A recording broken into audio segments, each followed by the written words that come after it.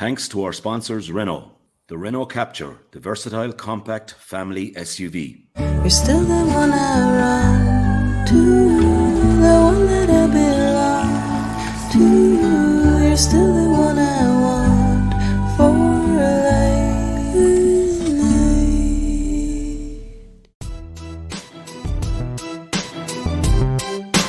A grain of rice, a grain of rice is going to tip the scale.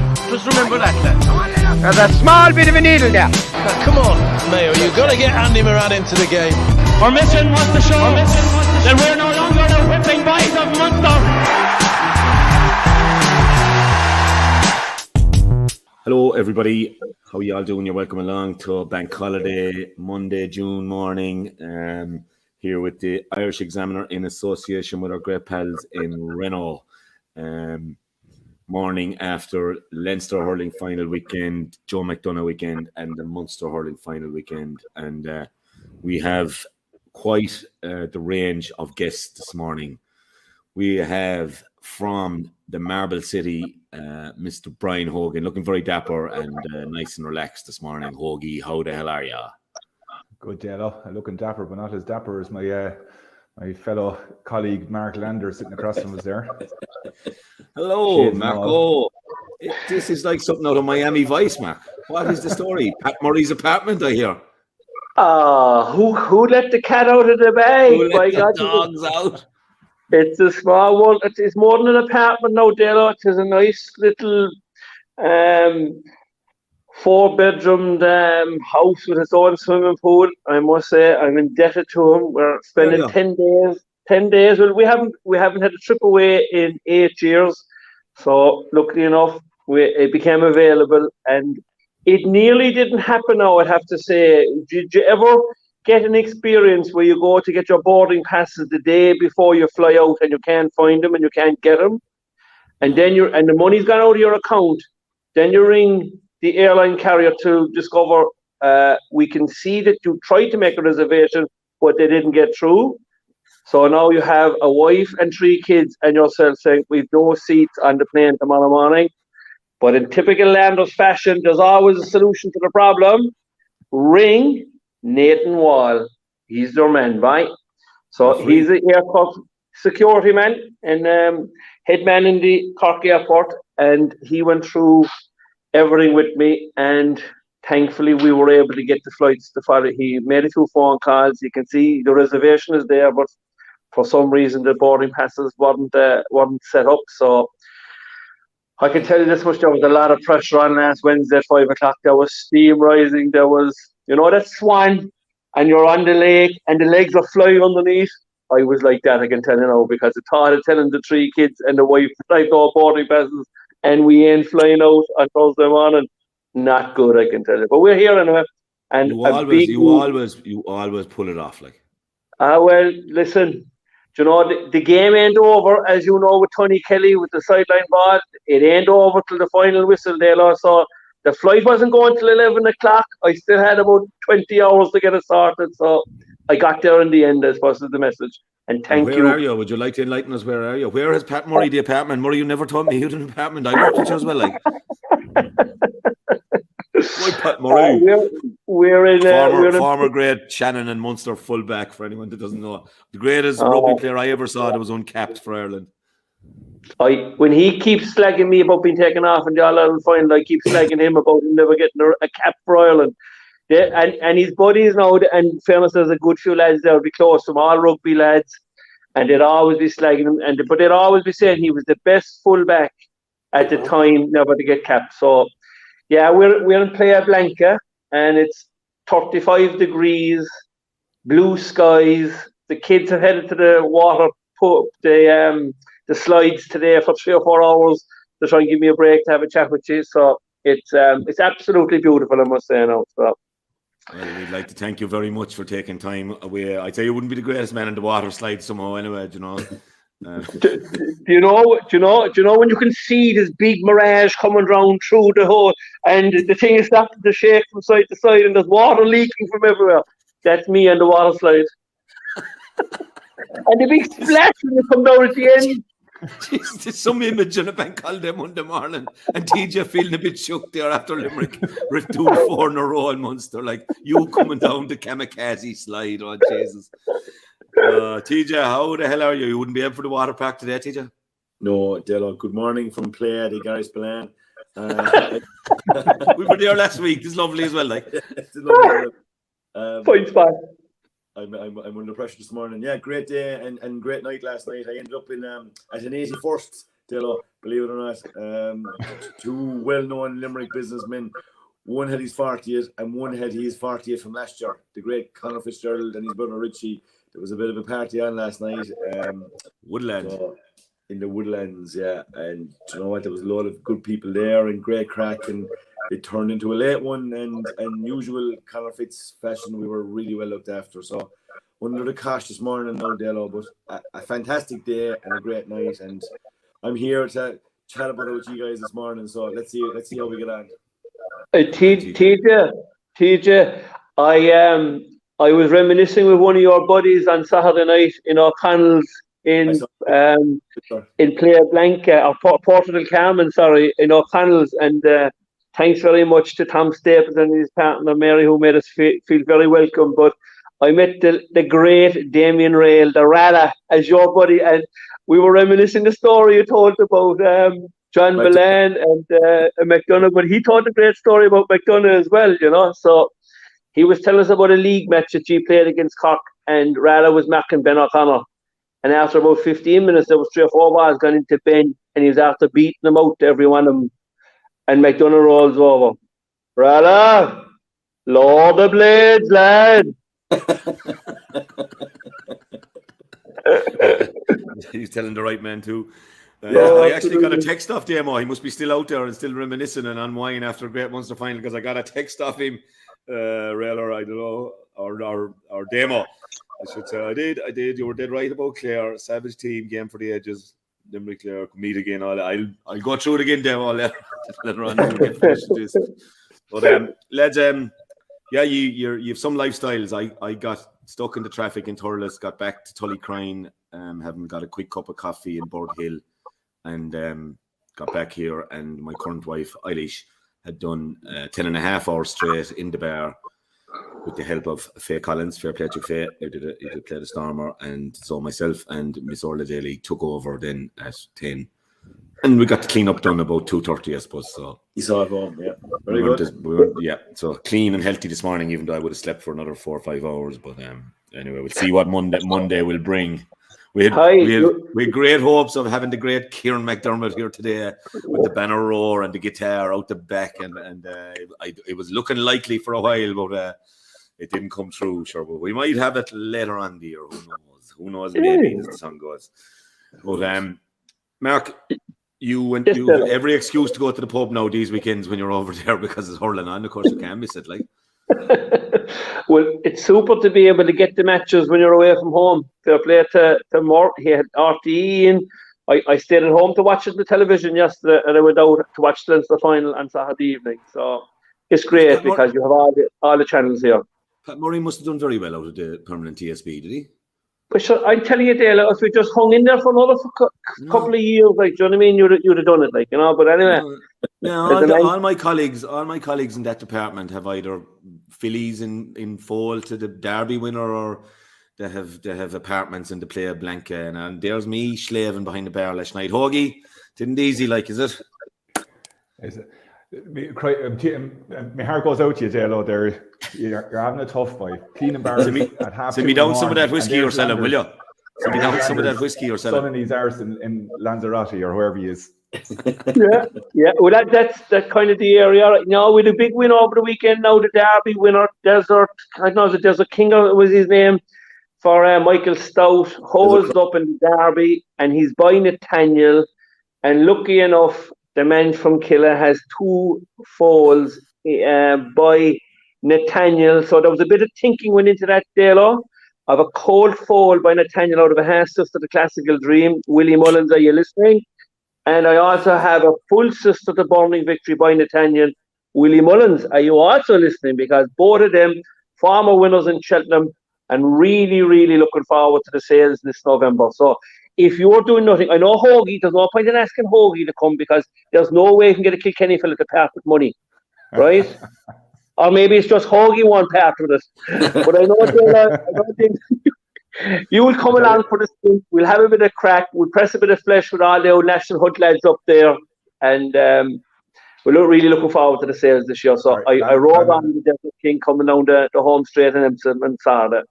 Sorry, I'd say you're not even seeing the pool between watching the derby and hurling.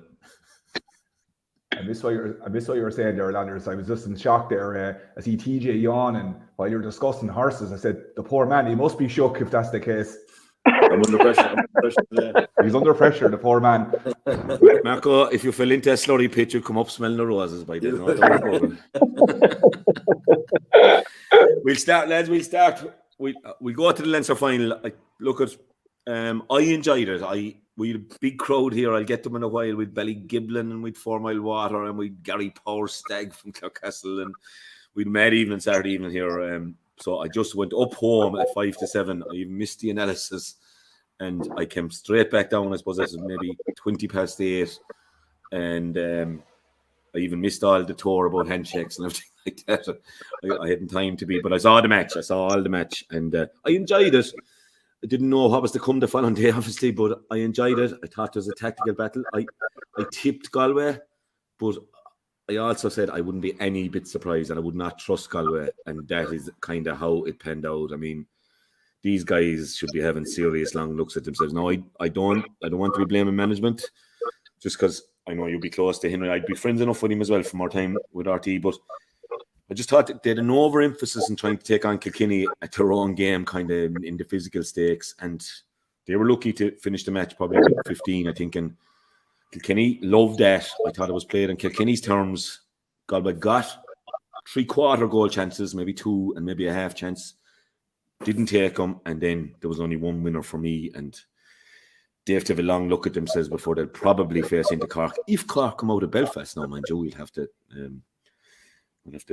give credit to Corrigan Park and its environs and what can happen there. But Hoagie, very satisfying victory from a Kilkenny supporter, having lost 2 in Leinster.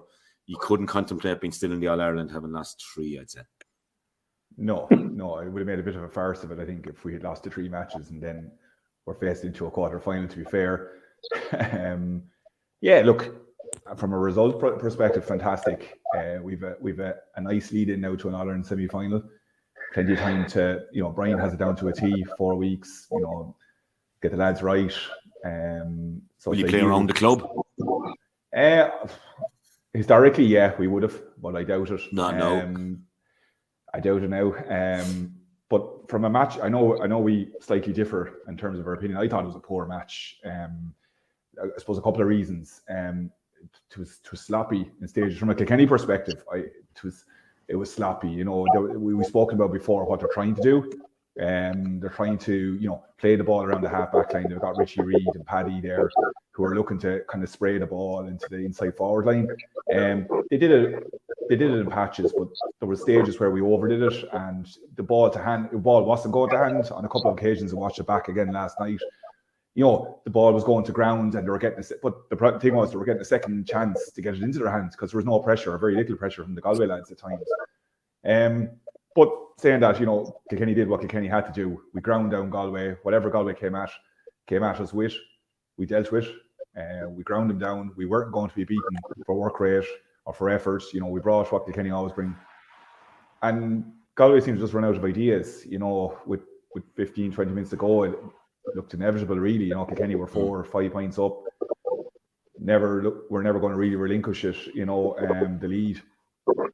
From a Galway perspective, I was disappointed. I thought, other years you're kind of never really sure what Galway team are going to turn up. They could shoot the lights out, or they could, stutter. I thought with Henry and the lads there, I thought they'd have them well prepared.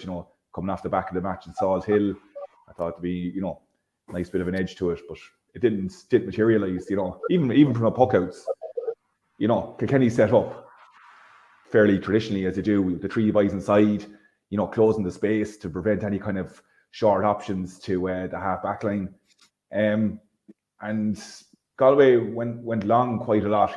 Aside from when they did go short, I suppose the A option to the full back line, Kilkenny swarmed them then. They turned them over on 1 or 2 occasions. But when they went long, never really troubled Kilkenny. You know, Paddy and Mike Carey, the half-back line and midfield kind of dealt with it more often than not. So, yeah, look, it was job done from a Kilkenny perspective. Sets it up nicely now in 4 weeks' time. But from a Galway side, I'd say, you know, Henry, you know, he looked very disappointed. And he had kind of, suppose, you know, talk coming out after the match. You know, they were definitely disappointed with the level of the performance that they put up. Your clubmate had a massive task on his hand in probably one of the most in-form forwards. He stuck to it manfully, I will say. Fair enough, Puilo got 4 points, but Jesus Lawler, I thought was great the way he kept. There's no back down on him, is there? No, that was the one battle that was, you know, man-to-man battle during the match that I was really interested in. And from the word go, Conor got a point there, an outrageous point under the Cusick stand side, and it just a turn of the hips came back in and over the bar from a really acute angle. But it was a proper contest between the two of them. It was physical. It was hard. You know, as I said, Conor got 2 wonderful points. Hugh came out with some great ball, and I think the difference of having Hugh there full back, you know, just the security he gives there, and I mean, able to receive a short pass from Owen. He's got such a stride on him that when he does take the short pass, if he doesn't lay it off, he breaks the line. He comes out, you know, he gets himself into space. It was a great battle. It was a proper battle, and unfortunately, I suppose for Galway's perspective, really Conor was the only guy who was consistently a threat there for the 70 minutes. You know, and there was a proper battle between himself and Hugh. The rest of the guys, Keane Fahy, came in and out of it, scored 2 good points, but kind of was out of the match. You had Conor Cooney, you know, did a couple of nice things, then went out of the match, you know, but the 3 starting forwards, I think, was scored from play, which just isn't enough, you know. The other guys just a lot of movement, but really weren't making any sort of impact on the game. And look, that's in part due to the credit. The Kilkenny backs have to take credit for that as well. Mikey Butler, obviously enough, get man of the match, was outstanding there. Another clubmate of mine, and Paddy as well, and you know, and Richie Reid had a good spell there as well. But Galway just didn't threaten. They never asked any questions of the Kilkenny backs, you know. And I just felt we were pretty comfortable, apart from those probably 2 half chances that Galway did get in the first half. No big deal about handshakes, Hoagie. Yeah, look, it's coming a bit petty, like, isn't it? It is. Look, we spoke about it a couple of weeks ago. I was hoping to God we wouldn't be back here again talking about we won't make much of it. Yeah, look, it is what it is at this stage now. You know, no one knows really whether there's anything in it or there's a bit more to it. And I don't think anyone really will know, to be honest, the truth. It is what it is. I was there. I was standing watching. You could sense the crowd. All the Kilkenny crowd hung around for the presentation. But the cameras were on the 2 boys, you know, and that in itself created tension, you know, within the stands, because everyone was waiting. And then, look, from Henry's perspective, fair play to him. You know, he made it. You know, the boys went up, shook hands with him. He made it. You know, he stood in the tunnel after the match and shook hands with all the Kilkenny boys going in. You expect nothing else from Henry. You know, the character of the man. Despite the disappointment he definitely would have had, you know, he had the wherewithal to make sure that he made a point of congratulating all of his clubmates and his fellow county men, you know, having got the results. And look, hopefully that puts it to bed and we can move on now and just concentrate on the hurling. Yeah, it's unlikely to be put to bed. I said it's unlikely to be put to bed in there, Brian, the handshake, just in particular. Like I said on record here the last time, I felt that Brian Cody had muffled something under his mouth in Galway. And I also think he obviously said something as well on Saturday night. And I just really disappointed for the game overall. The 2 guys that were in the trenches for 12 or 13 years together, Henry winning 10 All-Irelands on the field of play, Brian winning 11 All-Irelands as the manager. I just think it doesn't send out the right signal to GA people in general. We're, you know, in the main, very, very sporting. I thought they both left them. I can't actually say that Henry left himself down, because we don't know exactly. We don't know what's come out of it, but there's certainly something has been said on 2 occasions by Brian. And I'm going to say the same thing as I said the last time. I'm a bit disappointed with him. He got his victory, brilliant turnaround. dogged it out like typical in typical Kilkenny fashion, and brilliant in fairness. But there's no place for it in sport. And I'd equally say that something similar happened in the Munster final as well, where Brian Lohan made a track down, I think, to meet John Kiley, and there was no handshake there as well. So the GA actually have an issue on their hands right now, that there has to be a protocol put in place immediately for the managers. It's either there's going to be a handshake or there's no handshake, but it doesn't send out the right signal to the public or to anybody involved. And we all know that there's a euphoria involved in winning a match, and the general thing is to come around to your selectors and the people closest to you, maybe county board officials and stuff like that. But the respect that has always been paid. You couldn't compare the two things, there, Mark. I mean, Lohan walked down immediately. He walked out on the field and he stopped himself and he turned and walked down. And John Kiley was being mobbed. There was a pitch invasion going on. Like, there was no pitch invasion in Croke Park. Like. Oh, I know that, but I suppose the point I'm making to Anthony is that there was no handshake yesterday between the two managers of Limerick and Clare. Quite possible. Dalo, you've been on the sideline plenty of times. I mean, generally, from what I understand, the protocol, the whistle goes, the two managers go, they shake hands, and then off you go to your respective players or whatever. I was hoping as a Kilkenny supporter that's what would happen, and that would be it. Put to bed, move on. Didn't happen for whatever reason, and we're here talking about it again, unfortunately. Yet, to Mark's point, I mean, there's clearly, for whatever went on in Salt Hill, there was an element of tension. I don't know. I looked at it. I don't know what was said. It looked fairly. The handshake looked fairly cold, but short and brief, and they moved on. But obviously Henry's shaking his head. But we're all smiling. We really don't know. And unfortunately, we're here talking about it again. As I said to you, I was hoping as soon as the whistle went, the two would just go. Two guys who, there's no one who has, I suppose, soldier together. The two, if you like, talismanic characters within the group that I played with, and it's just unfortunate that they're, we're talking about it again as opposed to the game. It is, look, they did shake hands, thankfully, and albeit it mightn't have been as hugs and cuddles or anything, but they shook hands, and look, Henry moved away.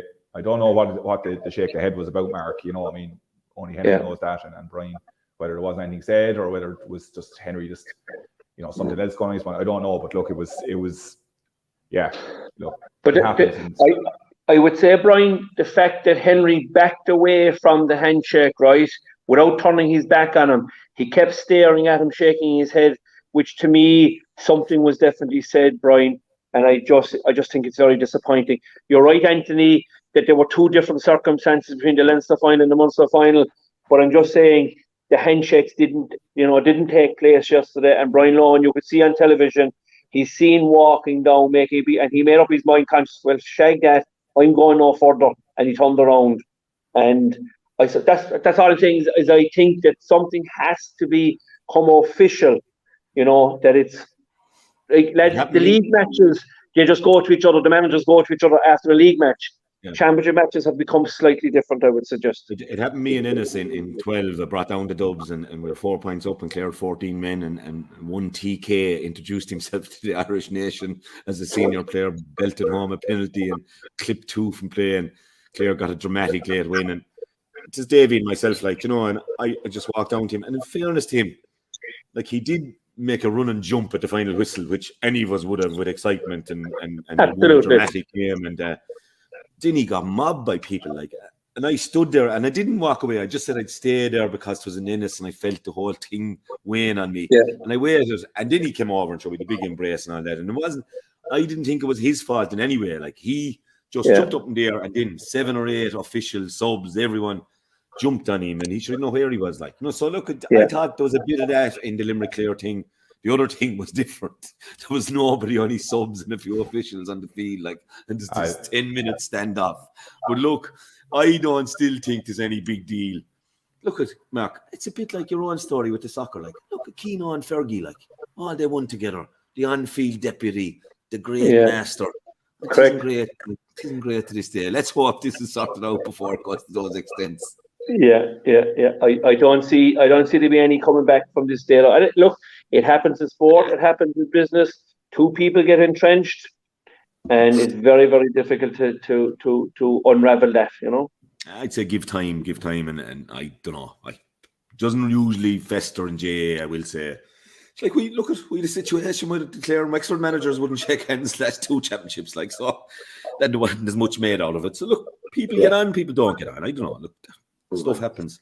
TJ, I was going to say Dalo first, Hoagie. It looked like on television that Mikey Butler followed Cathal Mannion everywhere. Like that was kind of a little bit unusual. Even I saw once, twice in the that Cathal Mannion was kind of down his own half back line, and Mikey followed him the whole place. It freed up Richie Reid. That's the way it looked like structurally the game happened.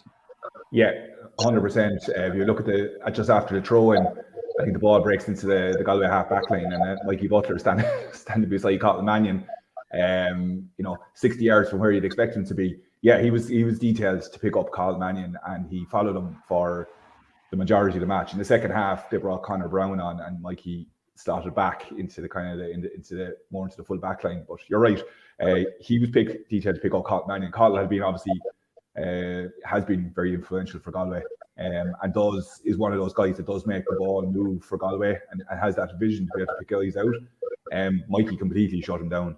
And equally, Tom Monaghan, who's had a great year for Galway, has been outstanding, didn't feature at all really for Galway. When I seen him there at the beginning of the second half, and I'd say he'd obviously had words, or they had words with him at half time, and he shouldering Paddy before the ball was thrown in. I was like, oh no, waste of time. That's you're barked up the wrong tree there, and within 5 minutes he was hauled off. Because there's nothing, Paddy loved nothing better.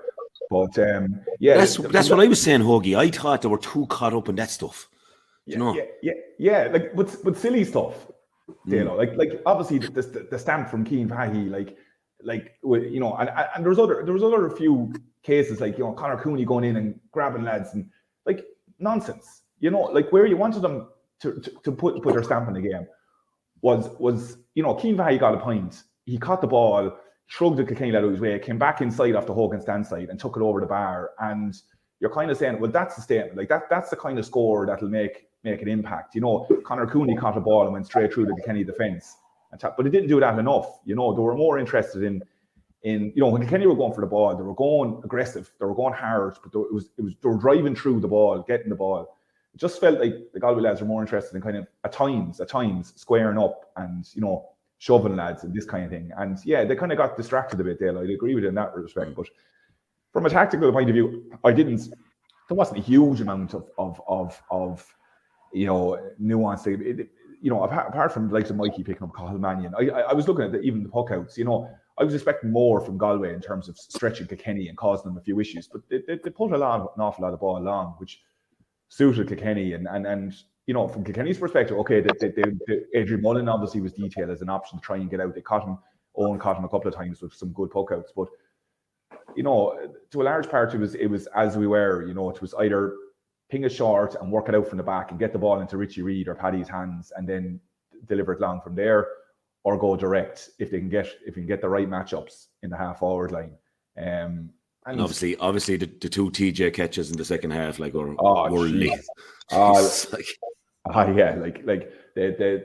camera was one of the frustrations in any of the pitches. They selectively choose what they're going to show on the screen, and they show all the good bits. You want to see some of the other stuff as well, but they don't. But yeah, there was a stoppage there at one stage, and they went back and they showed the two catches, like kind of a compilation of his best bits in terms of outrageous stuff. Fingernail stuff with the hands bent the other way. It was class. Can you imagine being the fella marking him at that stage and the fella down injured, and next thing they're showing the highlights clip. You turn off the telly, will you? you would tell them, hey, have a look up the screen there. I would anyway after me, but I wouldn't have a highlights package like that. No, it was unreal, and the free take and just unreal. And for me now, he has a month to get the body even more tuned.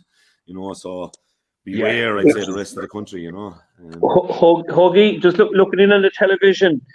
On a good few occasions, the Galway players were very upset with James Owens. I know it's a difficult one for you as a Kilkenny man. You're not going to run him down, but was there anything in it? Did James Owens I thought it myself looking at it, there was a huge frustration on the Galway players. Yeah, to be honest, Mark, look, obviously I'm looking at it maybe with blinkers on. I didn't think he particularly favoured one side or the other. Now, maybe you'll beg to differ, but I thought there was a couple of, there's a couple of decisions, that I suppose Kilkenny, inevitably in a match like that, you're going to feel, oh, Jesus, hard done by. He didn't pick up the Keane Pahey incident. There was one or two other instances like that. Yeah, you're right. The Galway lads seem to be protesting an awful lot more. Was that a sign that their heads weren't in it? I know Henry was at Eddie's pomp, was never shy of a word or two to the ref, and trying to help him along with making the right decisions. But, look, he was on the line and he was quite animated at times as well. Did that filter through to some of the players? I don't know. But there was definitely occasions where I felt they'd have been better off just, put the ball down, whether it was a skirmish or giving out to the ref and get back into positions and focus on what they were doing themselves. Yeah. I don't know. Look, I didn't think he was overly harsh one way or the other. But look, you'll always have people going, "Oh, he did this and did that." I definitely didn't think he had a major impact on the game, which is the first thing you don't want from a ref. And looking in, Adrian, obviously for me the difference between the two teams is that the fact that Cathal Mannion was held scoreless and Adrian Mullen got 4 points from play. He was really, really good on Saturday night. And like his long range striking guys is ferocious. He's really, really accurate. And his head seems to be in a very good place, Brian. Yeah, well, I seen him. I suppose I would have had some apprehension about him playing midfield, just in terms of the level of energy you need to expend out there, and the work rate, and he's naturally more of a forward, inside forward, wing forward. But you're right, his range of shooting. I was watching him even before the match. The Galway lads are down in front of us doing the warm up, but I looked up the other end there and he was under the Cusack stand stroking balls, and then just as the whistle went, he took the ball and turned and hit it over the Galway end, which must have been about definitely 70 yards, and easily over the bar, and he just seemed to be stroking it. So he's a serious strike on the ball, and that's a huge asset to have when you're out around midfield and you're trying to draw out a defence. To have a guy with that in his arsenal, and there's a few of the Limerick lads have that as well. So yeah, look, if Kilkenny are to progress even further, they need Adrian producing that kind of performance. But it's the reality of it is like, we have 5 forwards scored from play, so starting forwards, Galway had 3. You don't really have to look too far beyond that from a Galway perspective to wonder what went wrong, when you just didn't fire, and as I said, Conor Whelan was the real threat there in the forwards, and outside of that, you'd struggle to say that any of them win their battle, from a Kilkenny perspective. There was a little bit more balance to it, and as Dalo's mentioned, TJ, he did what he had to do. There was moments of brilliance, but now having come through that heavy schedule of games, he's got 4 weeks now just to kind of taper, bring it down, get any kind of knocks and sorted, and then build back up for 4 weeks time, which is ideal for a guy with the mileage he has. So yeah, look, it's a great position to be in. Yeah, from a team in crisis, all of a sudden there's a 3 in a row Leinsters and there's into the last 4 again, so it isn't too bad. But not to lose focus either. We still were going into it with the potential losing 3 games. We'd lost the prior to, so there's plenty to work on there as well. We're not getting ahead of ourselves either. TJ is laughing there. But at any stage, 70 minutes can do an awful lot to put things right. We all know that. TJ, from a Galway point of view, you're hardly talking to Kevin. I suppose he was down the dumps, but they'll be disappointed. They came through the round robin unbeaten. They'll probably have to face into Cork, with the winners going across to Limerick now. It looks like a long road now. What could have been, as I said, 70 minutes can alter an awful lot, can't it? 100%. And I think that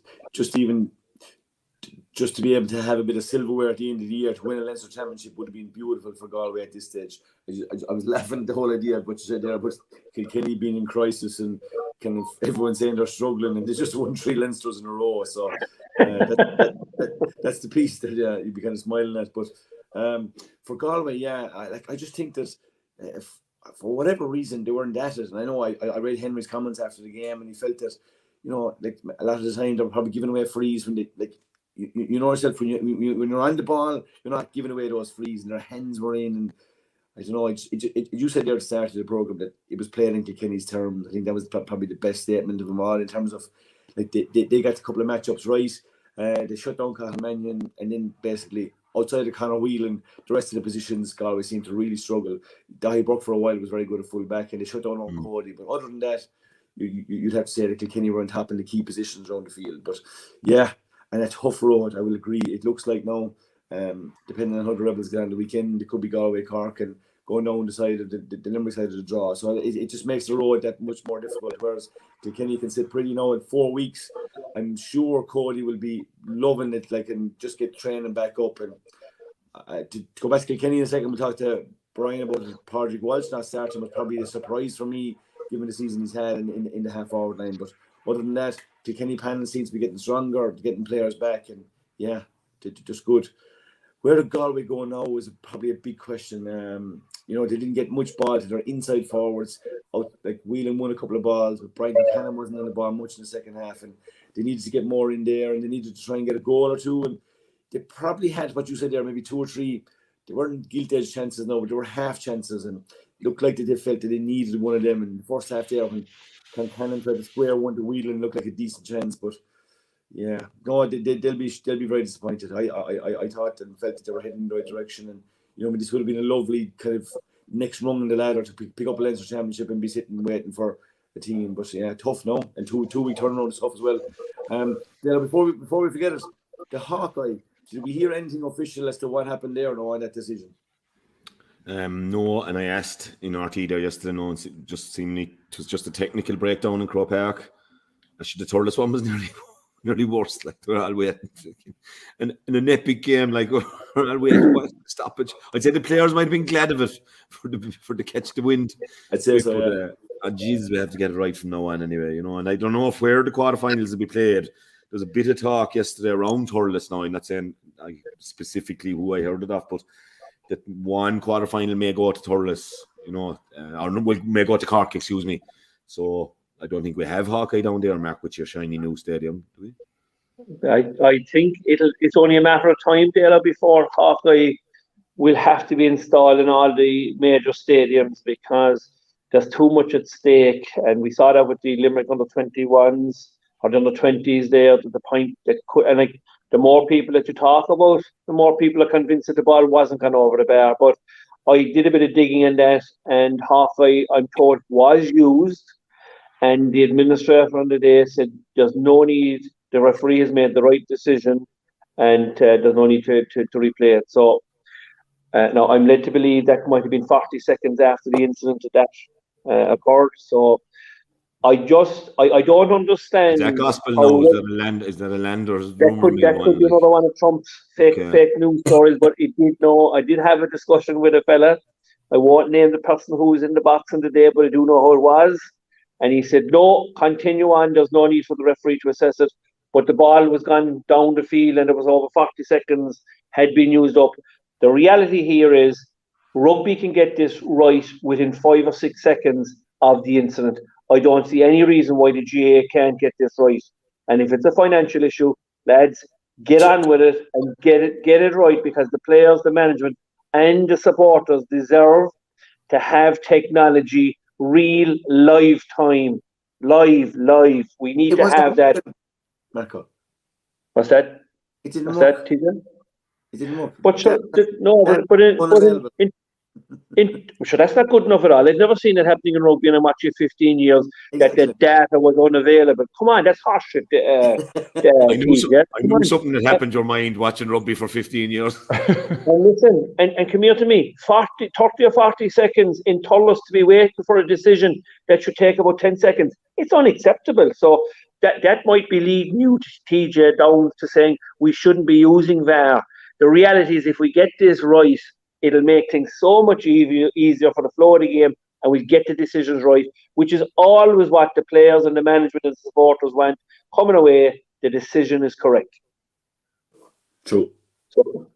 That's the easiest answer, TJ. It's true. Thank you. we want the correct decision, but I was just amazed with data unavailable. Like I don't know what happened then. Like in Thurles yesterday, when Tony Kelly hit the free, like if it was data unavailable, what was the decision going to be then? You know, like was he going to go with a wide or because the umpire didn't? Neil did come up on the small scoreboard, did it? I saw that. Yeah. But I'm just saying, and if that happened to be a data unavailable, what happens then? Shit, I presume it's a wide. But like in other sports or in other games, even you get the benefit of the doubt nearly if the thing. Yeah. Don't you like the forward get the?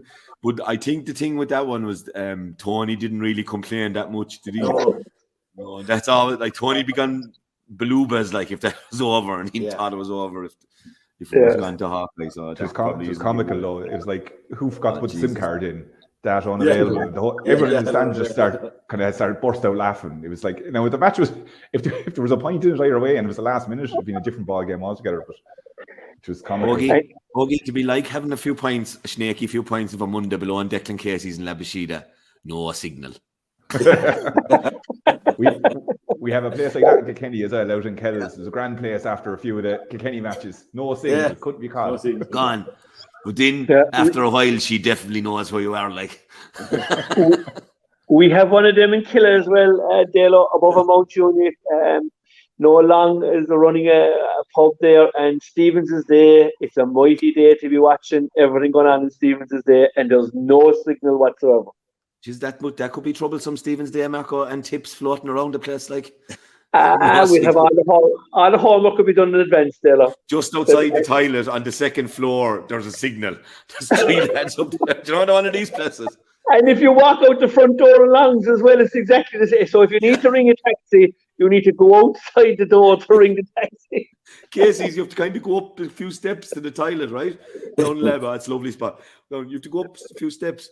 And if you go up, there's a window on you turn up to the left into the gents and the ladies are straight ahead. And you'd be like a perv outside the ladies' toilet. It's the only way you get a few bars. You probably think you have the camera on.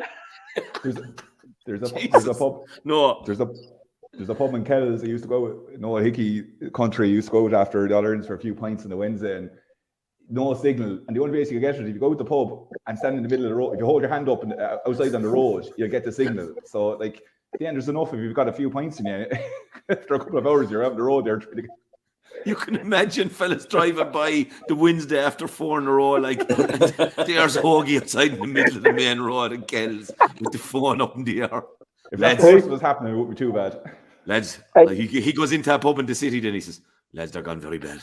The battle has gone out of all proportion. Brian Hogan's outside in the middle of the road. I stopped and he waved me on. Oh man, there you go. They're the good ones. They're the good ones. Yeah, that's Hawkeye. Yeah, that's Leinster, lads. TJ, we were privileged to be there. I'd say I was bitterly disappointed, but I was very proud as well. You know, be bitterly disappointed. No, way worse if Limerick won by 12 points. You know, that kind of way. I took great pride in it and I took great hope in it as well. But Jesus, it was a fucking great game, and it was. No, in one way, like being on the studio, you're privileged as well because you have an action replay beside you and all this. But geez, you'd love to be in the middle of the stand as well, like because you could see the swathes of the people getting up and driving on, and then the Limerick crowd drive on. And Jesus, it was a savage atmosphere, like you know, and it was it took me back, I suppose, to maybe even the Gaelic grounds, you know, 6 years ago now. Something similar, and it must have been unreal for the players. And for the players, I have to say, Jesus, lads, for amateurs, like just to go at that level for that long. You know, fellas like John Connell and Declan Hannon, you know, who've been around the block a long time, and just to keep coming up with the big plays. Incredible day, TJ. Yeah, I agree with all that. I was in the middle of the stand, and it was phenomenal. It was as good an atmosphere at a game that I'd been at.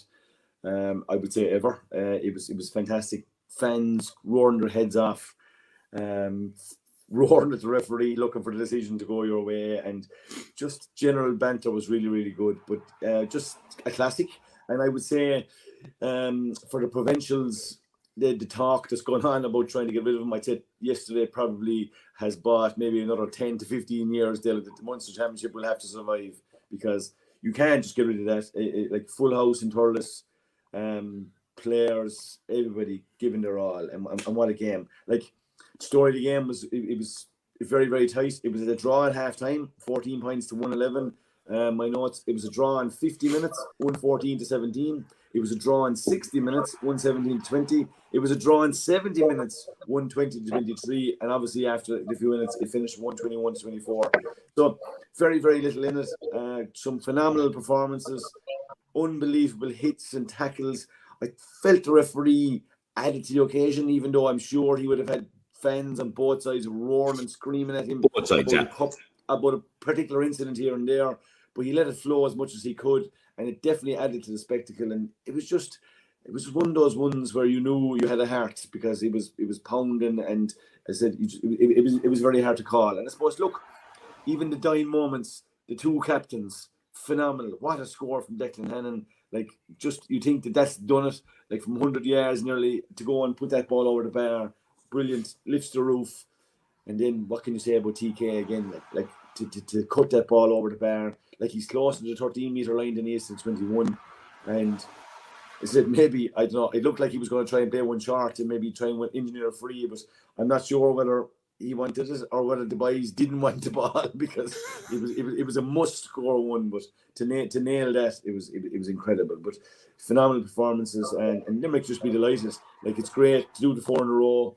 Phenomenal. Like, we're just living in glory days in Limerick. And look, as I said, for me, like, you'll always remember back. So these days are special, and to win another Munster Championship, this group are just incredible. And there probably are no words now at this stage. Clare threw the kitchen sink at them, everything that they physically had, and Limerick still came out on top. So yeah, just a brilliant day again. And mighty. Other than the weather, it was the perfect day. Yeah. No, sometimes the weather bloody well adds to these things as well, because there's an element of uncertainty then with the rain, and it's like 99 Mac, is the weather going to ruin it and all this? But sometimes it doesn't matter. Can I just go back before we go to the specifics on it? Hoagie, like 25,000, I think, roughly in Croke Park. Would we be better off with a packed Tullamore for that? Like Thurles yesterday, it was breathtaking, the colour, the noise, and I was a bit insulated now.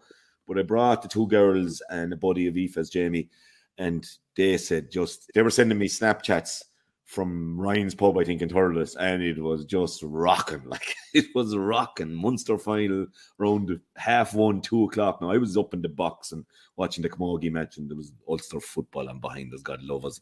But I was watching Bet Carton, Jesus, there were some very good players from Waterford and the Camogie. But they were sending me Snapchats and of little bits of video of the pubs they were in, like, and they were saying, "Oh my God, the town is just rocking!" Like, and I just thought, Croker, we all want to play in Croker. Like, when I was with the Dubs, I'd love to go to Croker, and it was easy probably for the Dubs. But would you be better off? And you played in it now, and I was at a few of the games in it, the Galway, Kilkenny games back over the years, and Tullamore was brilliant, like, for those games, and full house, and sold out. Would you be better off, I wonder? I was having this conversation at home afterwards, Dalo. There's definitely a case for it. I mean, the atmosphere, there's no comparison with the atmosphere on Sunday and Saturday evening.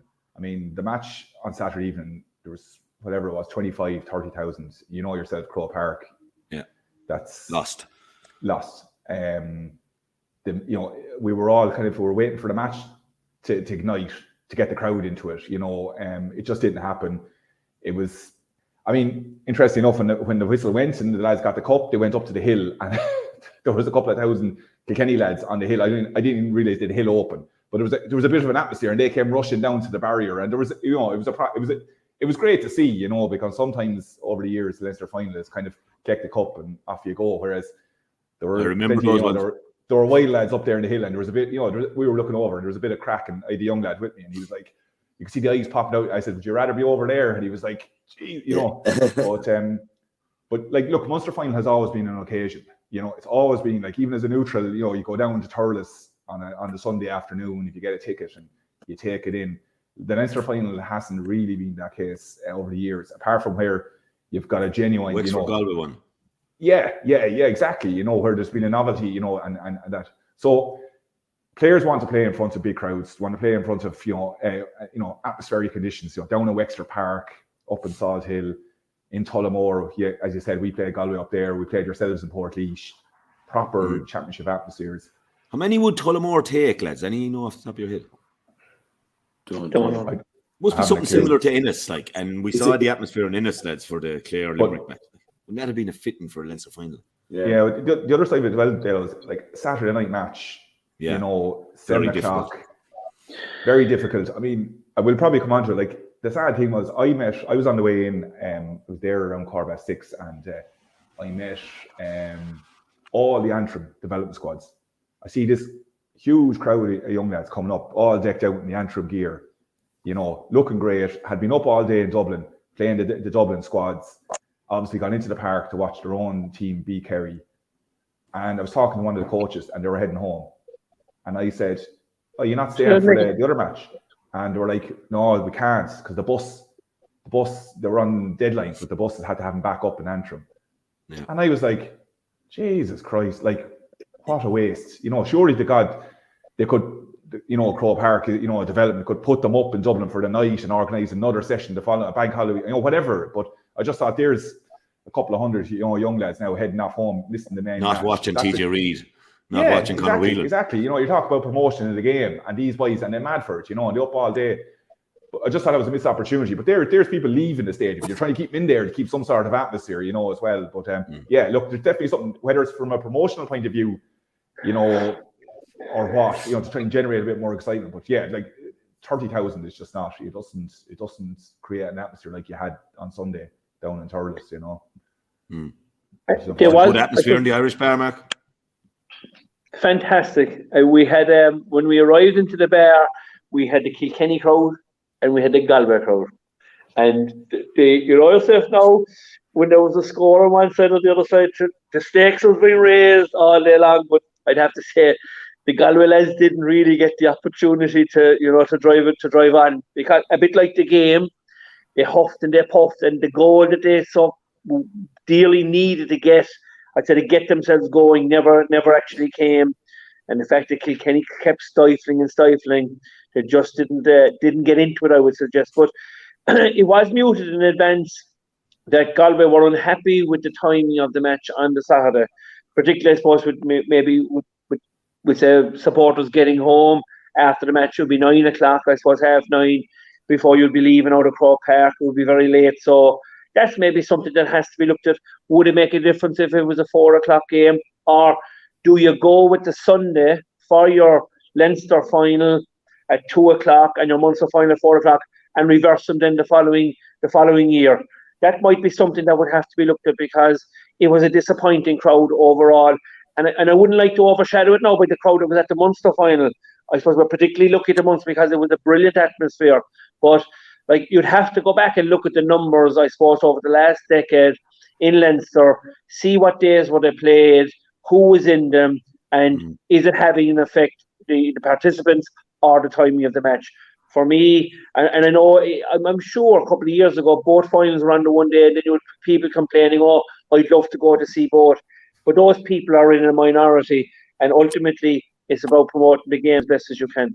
Well, just on that, Mark, I mean, I was talking here before the match during the week, we have a couple of underage teams, young lads, and traditionally, Leinster finals, you bring up a busload of young lads and you go up to Kilmacud or Ballyboden or somewhere, and you play under 9s or 10s or 11s matches, and you bring them over to the park then.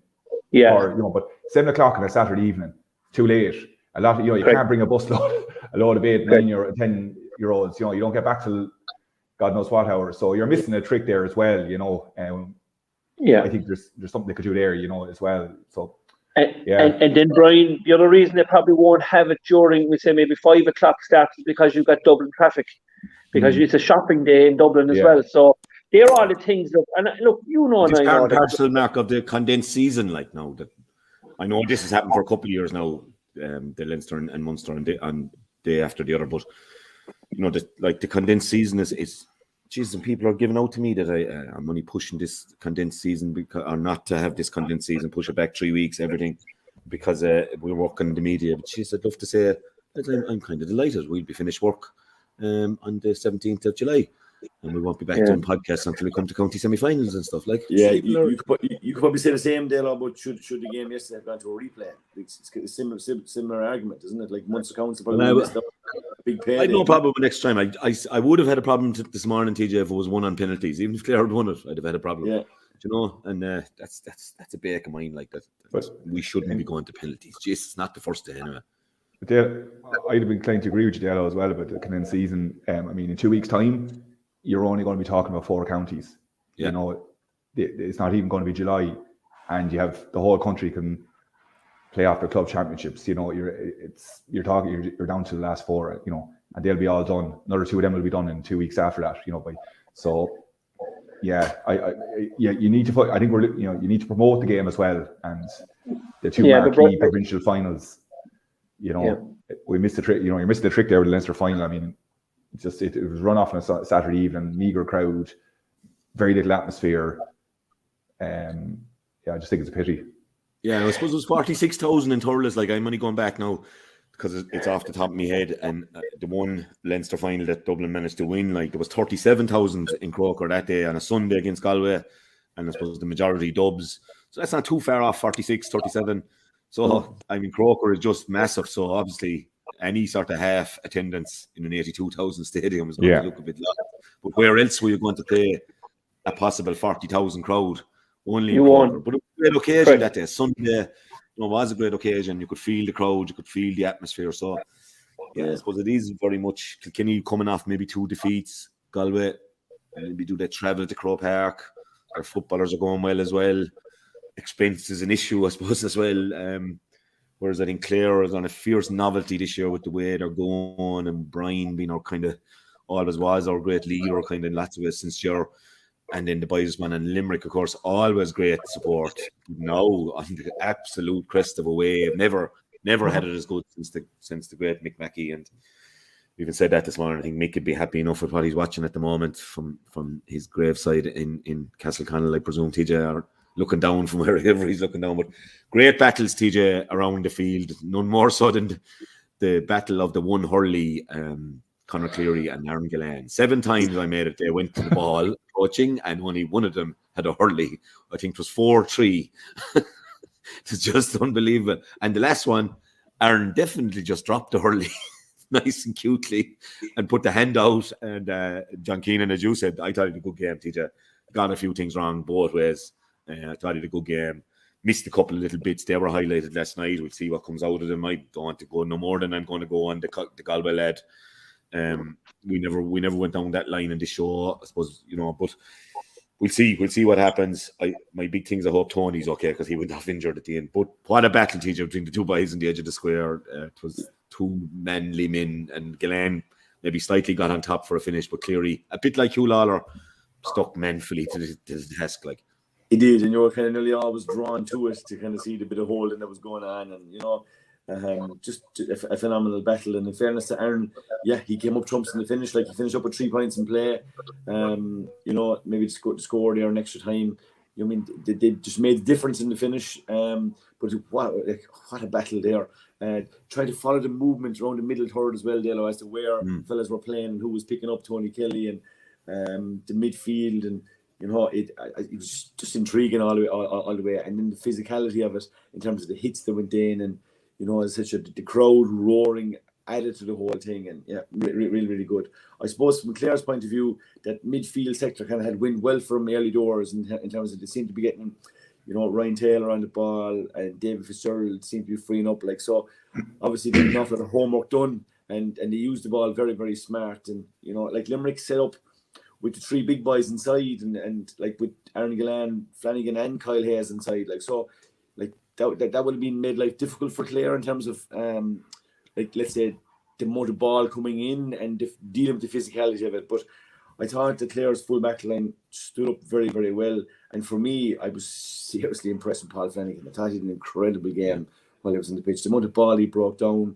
And whatever you did to him in the tunnel, and Dermot Ryan as well, whatever you did to him down the tunnel, they didn't reappear for extra time, the 2 of them. So I didn't obviously see. And I hope there's a security camera in there somewhere. Yeah, hear what happened. But I hope not. They had a chat about something, all right, yeah. But no, it had it all, hadn't it? A tunnel. It had it all. Even the sideline battle there at times, there was plenty going on. But like in fairness, the key thing was the game was played in a brilliant spirit, in a brilliant way. Both teams fronted up. They went at it. The puck outs were long. There was loads of ball lumped long. You had to win your own ball, and there was no quarter asked or given. As a spectacle and as a game. I turned on the start of the news last night, and there was some fella at the celebration for the Queen in England, and he said he was up near the front, and he said it was the most amazing atmosphere that he was ever at in his life. And I was there, jeez, it must never been at a Munster final.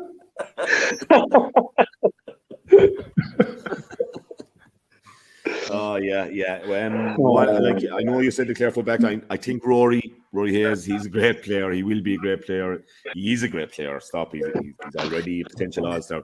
He struggled on Shamey a bit yesterday. Shamey was just on one of those days where very hard to mark him. I mean, his range of shooting from over his shoulder, phenomenal. And he read the breaking ball from Gillane and clearly so well. Like it is. He just had a phenomenal outing. He finished with 8 points in play, which is a phenomenal return for a forward. And I suppose, like, he had missed a bit of time there, I would say, before the Clare game the last day, so he was only coming back. So obviously he used the 3 weeks exceptionally well, and he was buzzing. He was back to his brilliant best, and Limerick needed him.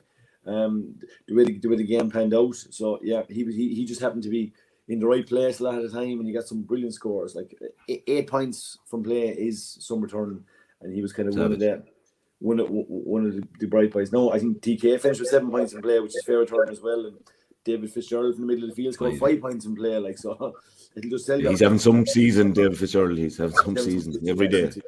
Yeah. But tactically, Dalo, I think Clare set up very well. They killed the space. Limerick couldn't find that puck out space that they're normally good at to put the ball into. Like Gerard Hegarty didn't score a point from play, so they kind of stopped his runs and did that exceptionally well. And just the setups on both teams, they weren't too dissimilar. But as I said, I just, like, from this Limerick's team's point of view, they seem to be able to find a little bit more. And I said, Clare, everything was thrown at them. Like I said, whether it was the physicality, the fitness, the class of a Tony Kelly, whatever you want to call it, and Limerick just still found that little bit more in extra time to kind of see them home. So just a phenomenal team. The bench played a part for Limerick. Like David Reedy and Conor Boylan came on and got 2 good scores at a crucial time. And in fairness to Reedy, he comes on there a lot of games. He gets his possessions, he gets his tackles, and his work rate in. And he's proven invaluable in this team now at the moment. So to be fair to him.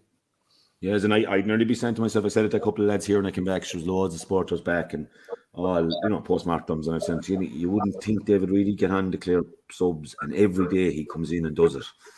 And Boylan is starting to do the same, so that's kind of 129 to 29 mark. The goal was always going to be massive, and I thought David McInerney had an exceptional game on Hago. Was one little malfunction there. Dermot Ryan didn't come in on Tom Morrissey. 3 points in play and set up the goal as well. He set up the goal with Hago. What a flick over Dermot Ryan's head and finish. So cool. And then Clare, the Shane O'Donnell one, lads, where he cut inside, would it have been the winning of the game for Clare? And I think this is my reading of it, Mark, and I know you're watching it over there on the TV, but he was picking his spot, but I think he thought that Nicky, and this is where Nicky's a great goalkeeper as well, he thought Nicky had him read, and he went to change his mind and go to the other corner. And O'Donnell would have that in his locker, of course, 1-on-1, we know that. And Mike Casey then just had a lunge. Brave as a lion, of course, just threw the body in, and he gets the leg on it. And as opposed to, Tom Morrissey fetching a high one, shrugging off Davy Mack, who shouldn't have been on him because he had to mark Hegarty. And Hegarty's gone inside, flicks it over goal. Like that, they're the moments that kind of decide these epics, Mark, aren't they? There wasn't many goal chances. Yeah. Whoever was going to nail. No, there wasn't. Yeah, it was an unbelievable bit of vision from Tom Morrison as the first thing, but the skill that Hegarty showed after that for a big man to be able to flick the ball over Dermot Ryan's head and then pick it with one hand, and he got his hand down so low to secure the ball. And then to tuck it away. absolutely phenomenal skill from Hegarty. And I'd have to say that Garrod is obviously a marked man now. Every day he goes out, he'll probably come in for special attention. But I thought he was very sportsmanlike all day long yesterday for a fella that probably would have had a mark on his back, to get him going. So, but it was probably, I won't say against the run of play. I thought Clare were phenomenal, Anthony, yesterday. I thought particularly in the first 15 minutes when TK probably was quiet. I've marked down in my notes here that the first ball he struck was after 11 minutes. And, I thought he turned it into the game. And after that, remember he made a mistake. He cross-fielded the ball and there was a score came off from Limerick. And then he turned it into the game and got a couple of quick scores himself. So that's a sign of a man that took responsibility for the error he made and upped his game after that. The score mark where he dispossessed Garrod Hegarty and up the line, had it caught twice and off the hurley. Jesus. There was gasps in the crowd. There's very few players who can do that. I've often said this, that the skill levels of the players that we have at the moment are just magnificent, and we should enjoy them while we're here. What TJ Reid did the other night, catching that ball when he had to go across his hand. But I loved the little bit of a tug he gave to the Galway man's arm in advance, and when they slowed it down on the television, it was just phenomenal stuff. But I just, coming back to Shane O'Donnell, Anthony, he was fouled early in the game, and Michael Dygan referenced it in the commentary that he felt it was a free. And I thought Shane O'Donnell conceded an awful lot of frees on the Clare side. And I don't want to be negative towards him because he's having a great season. But I thought he kind of carried that all day long. And I'd say John Keenan must have blown him for 5 frees. And, I'm just wondering what's going on in his head, because you know yourself, if you commit 1 or 2 frees, you really have to mind yourself afterwards, because the sideline are looking at you and saying, listen, he is committing too many frees for the team. So I just thought that I thought Shane went over the top yesterday, and I'm just wondering, was it a reaction for the fact that he didn't get a free himself early doors?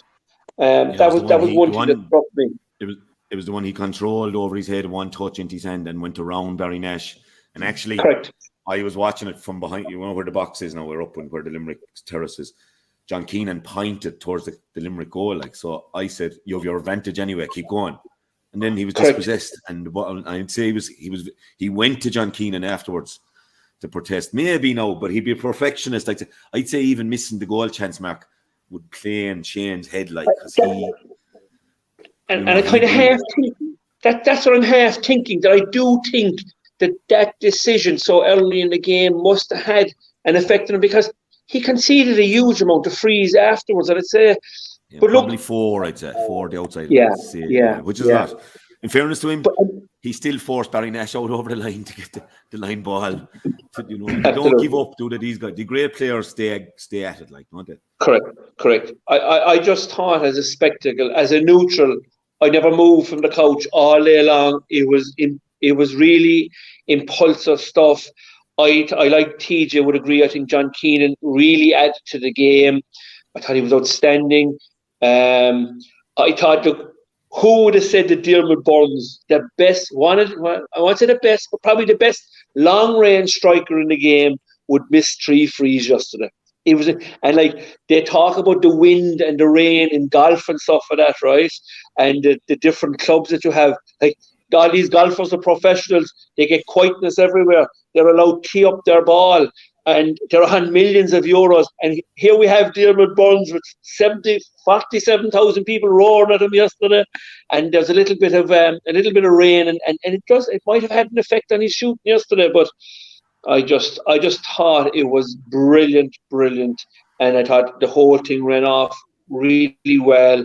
And one big decision, Anthony, near the end of the game, was Tony Kelly to give up the frees to Peter Duggan. Now, and Duggan had 2 frees late in the game to keep Clare in it. So I didn't know, was that from the sideline? I would probably think TK himself might have said, "Look, Duggs, I think you should take over the free taking here." I thought that was very, very, it was a big call at the time. And in fairness to Duggan, he answered the call as well. I thought Duggan sometimes they got involved, Anthony, with the not umpires, but maybe the whole occasion. But maybe he might have been better off to channel the energy into getting the ball and running at the man, not taken away from him in any way. It's just a little bit like what Brian said about the Galway players, getting involved when maybe, okay, that decision has been made, the referee isn't going to change his mind, we've been here before, let's get the next ball. So yeah, we made the point about the Limerick forwards, they shouldn't react, and they didn't yesterday, to be fair. But they are getting treatment. We've acknowledged that all through the show, and I think Dougie's getting a fair bit of treatment yesterday, and he probably did react, so he has to temper that side of the game. There's no doubt about that, and he's a fiery character, and he wasn't that happy. I'd say no, he some balls to take over the free taking. What was amazing was like he had nailed the sideline in the first half, right? Then Tony was struggling a bit on the frees. Now, it was a tough day to take frees, let's face it. And then Tony hands over the responsibility and said, then Dougie nails the 3 frees. Then we get a line ball in the 3rd minute of injury time. And Tony said, no, I'm going to hit this one. Like there's some I stepped in and I stepped out against stuff anyway. Yeah. But, there was 10 wides. The call. Amazing, yeah. What's that, Teach? 10 wides from place balls. There was 10 wides from place balls. Yesterday. There was actually five each.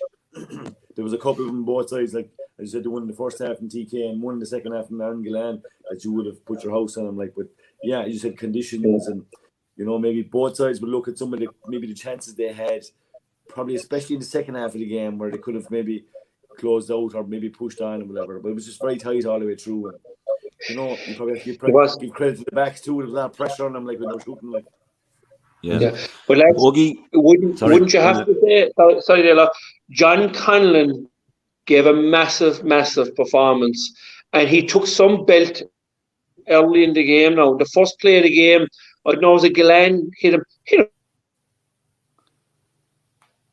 He's frozen. Fair and square now, but John was shook like. But then, yeah, he gone. Yeah, or live link to Spain seems to be under pressure there. Or did you press the mute? Did you just press that mute button? Did you? He was going to get onto Cork any minute, and I was afraid my shite. The Cork lads here singing "Rebels Here, Rebels There" on Sunday and Saturday. Like, Jesus, didn't Daisy go on TJ listen to that crowd? The footballers had a good win over Loud. I got disconnected there. Did I miss something? Dale? Were you slagging me? Were you? No, play blank. We're on about. We'd love to be there ourselves now. We're out pissing rain here, and I have to go turning turf if I got a couple of dry days. And I don't know how I'm going to keep it all going. Like easy. Hoagie, he was on about John Conlon. Jesus, he's a tough yoke at 33. The position you men for a long time, indeed. And even Liam Sheedy said to me, "Jesus, Dalo, they might want to put fresh legs in for John Conlon. He couldn't keep going at this rate." He said, "Jesus, he was still going hard in extra time and injury time." Jesus, he's some detail. He's the same age as the younger brother. I remember he played under 21 for Clare with the Beckley and all those years back, and that was the first time I suppose. Obviously he played minor, but seeing him properly, and he was a finished article as such at that stage up in Crow Park. He was class, and Jesus, he's given some service to Clare, and he's one of those players I just love watching. He's just no nonsense. He's just so consistent. Every day he goes out. And he's a fantastic hurler. Obviously, having done most of his hurling in the forwards, to go back and hurl centre back. And I'm always a bit wary when I see a forward coming back, because absolutely they're lovely strikers of the ball and they see everything that's in front of them. But do they want to do the nitty gritty? Do they want to do the dirty work? And he has no problem getting down and dirty, going into the trenches. And he's class. We've wanted him on the panel now as well, Hoagie. Was that? Yeah. I wasn't saying anything. But we wouldn't doubt you that way either, in fairness. But the other side of it, I mean, there's no slouch at the other end either in Hannon. I mean, Jesus, another converted forward. Yeah, and I marked him. I marked him in the Ireland semi-final. Well, I marked him a few times, but the Ireland semi-final, the day that the monsoon, I'll never forget it. Jesus, couldn't hold your hurl the same day. Great hurler, and again, would have seen him in the Irish Scholar Reach coming up and etc. But Jesus, the point he got at the end, which we all thought was the winner, like the story, it's a point for the ages almost. As a back, it's what you dream of. In injury time, ball pops out to you, you stick it over from 70 yards, just strokes it over. And you know, just a class player as well. But you mentioned TK, like, and it was just interesting. You were talking about Shane and how he missed a chance and that might have lingered in his head. Like Tony, like just the leadership. You know, the match is over, and there was no one else going to take that sideline cut, bar Tony. And he went over and he put it down. And was he thinking about the couple of frees he missed or whatever? He didn't know. He was going, I'm taking this sideline cut, and he put it down and put it over the bar, and just, you know, absolutely the wonder scores he got during the match and everything. You know, you almost come to expect that from Tony. You know, he's the best hurler in the country at the moment by far. But that sideline cut, just that leadership he gave to the team, you know, and the class to stick it over the bar. Yeah, serious player. And there was massive standout player. The thing I was jotting it down when I was watching it. The big standout players, individual performances almost came from more from the Clare side. It was a great team performance from Limerick, but like Jimmer Burns was quiet by his own stand, you know, relatively by his own high standards, and some of the other players. Okay, Shelby Flanagan had a great day, and Galan and Cleary had massive battles. But I thought Fitzgerald in the middle of the field, it's like 5 points. I thought, you know, that was a fantastic performance. Tony, obviously, Conlon, we mentioned. We saw Flanagan at the back, you know, who's given huge service and has had to bide his time. Ryan Taylor, brilliant. You know, and the worry I had was, you know, with 20 minutes to go in the match, I was like, is that it? Now, can Clare maintain this level of, you know, the energy and the aggression? Because we knew Limerick would. But would you know, had Limerick started to wear down Clare? But Jesus, like, they stay going. It was credit to the conditioning they had, you know, and the way Brian had them prepared. It was some battle, but, you know, in fairness to Limerick, they just know how to get it done. Yeah, great champions, I will say that, and congrats to Decky as well for lifting that Munster Cup for the 4th time. Snake. Only for you lifted it, Landers, I'd have got the same privilege in '99. Only for you taking it off me, Marco. You always clean me out for a finish. I've been repaying you ever since. No better man. Great captain, Hannah. Look at that crowd they sent down from Ballygibbon on Saturday to you. Fasty fellas, huh? I wouldn't like to be good guys with him in Listowel, I tell you afterwards. In fairness to Swanee, he was only having a few battles. He was under full control. A leader among men, like. And a very good guy, great guy. You know, huge help in our county now and behind the scenes in terms of championship programs and underage, and huge man, sells a huge amount of slitters to the clubs as well. But he's phenomenal. His love for the game. Look, he's up there on the par with yourself, Dalo. He eats, sleeps, and breathes day in, day out. In fairness, I mean, he's a huge asset. He went for the vice chair of the Cork County Board actually the last time around. Was unsuccessful, and he had been development officer for 3 years. And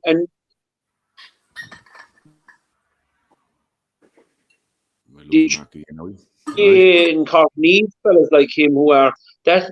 You know, there's no getting away from that. It's a young man's game now. I would suggest, like, you know.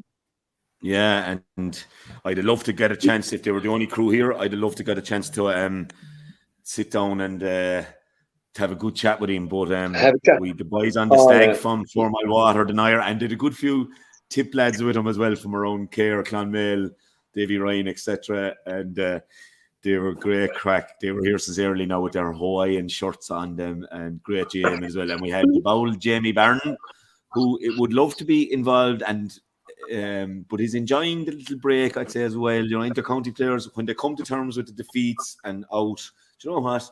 Himself and Conor Gleeson were here at a stag party with their buddies, had stayed in Ennis Friday night, had a great night, to me, 2 hours, enjoyed the crack, and you know, we had great crack with Conor Gleeson because they were setting me up saying, Dalo, is he the dirtiest cornerback you've ever seen? So every time I passed Conor collecting glasses or whatever I was doing, I had a black Guinness beer mat, and I was saying, Gleeson, card. And so we had fun. And then we had one of our greats, the song, as the song was going, as they were leaving for Milton Malbay around 9:30, there's only one Gary Power, and Gary's getting married to Maeve in Italy in a few weeks' time. I'd love to be going. I can't go, too busy. But the lads, all the Magpies were out with Gary, one of our great club members back over the years, and the best of luck to them. If the Stag is anything to go by, Italy should be rocking. Anyway, just to finish my fogers on that end of things. Lads, where do we see things now, lads? Obviously, preliminary quarterfinals. The Wexford boys have to go to Austin Stack Park in Tralee. I may take a little trip over on the ferry, I think, to take in that or potential opponents in the quarterfinal. And the Rebels, I think they're making a training camp out of the trip to Belfast, if I can believe what I was told in the RT box at some stage yesterday. That's some setup now, team. That's some setup now. Hold on a minute now from the Player Blanca.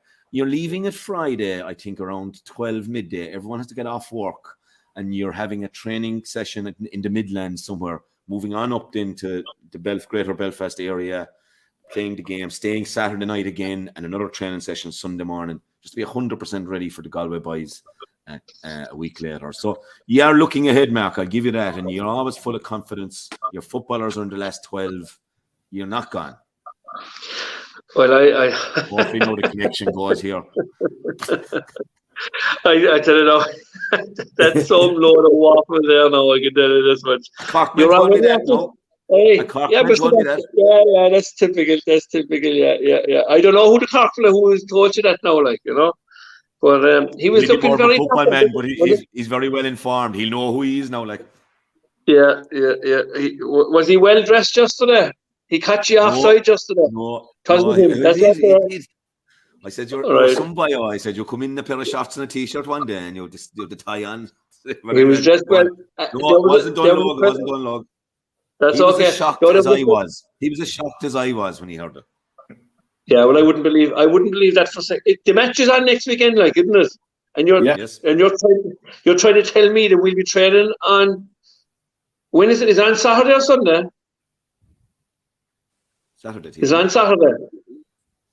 Yeah, but you're making the whole weekend. Saturday. The match is just one part of it. You're training Friday, match Saturday, training again Sunday morning. So the Antrim lads are on the batter today, like, sure. Jeez. He's frozen. Jesus, yeah, I was going for the Antrim lads after winning the McDonagh now. It's kind of wrong, isn't it? It is totally wrong. That's totally wrong. Yeah. No. They should be given a fortnight after winning yesterday, to be fair to them. That's not right for either of the two teams. Kerry or themselves to have to play in the back door preliminary quarter final next weekend. I wouldn't agree with that at all. But anyway, it is what it is. Dalo, we will probably be expecting to win, I would suggest, the same as Wexford will be expecting to win as well. Antrim were really good yesterday, and you know what they did? They looked really, really fit yesterday. Saturday. I thought, in comparison to a couple of years ago when they won it. So, look, if Cork are to have any serious say in the championship in the latter stages, we'd have to be going to Antrim and expecting to win that game. But look, you know, after the euphoria of getting through when everybody had written us off, the shoe's on the other foot nowadays. There's an expectation back there again to try and prolong the season. But I'd be happy enough to say I think Cork should win that one. Yeah. TJ, overall, I suppose we'll give them a pass, Cork and Wexford. Two sticky enough ones now. If I'm Kieran Kingston and Darry Egan, I'm saying, Jesus, I don't need this sort of game. But look, it's very hard. I mean, the Kerry after losing their third Joe McDonagh final in a row, very difficult. Now, Malumphey, good guy, strict guy as well, so he'd probably have him back at it Tuesday night. I'd suggest probably a few involved today, but we take it that they go through. So we have the two, probably what a lot of people fancied to come out in some ways. A lot of talk about Galway, but certainly Limerick, Kilkenny, that wouldn't be a surprise. They're there. Who'll join them, TJ? What do you see happening? Who's going to be our last four? Yeah, I expect think Limerick to face off against. Both teams, both Limerick and Kilkenny, will be happy enough with the 4 weeks that they can get their house in order, and I think they'll be able to deal with that. It looks like that the Galway, Cork, Antrim side, that's coming down the Limerick road, and then basically the other side, Clare, Kerry, Wexford, they'll be going down the Kilkenny side. So I'd be a small bit fearful of the Rebels. I think that there's a bit of momentum behind them. looks like they're coming with a head of steam. Like their early season woes are gone away, and you know Galway will be a small bit. I don't know.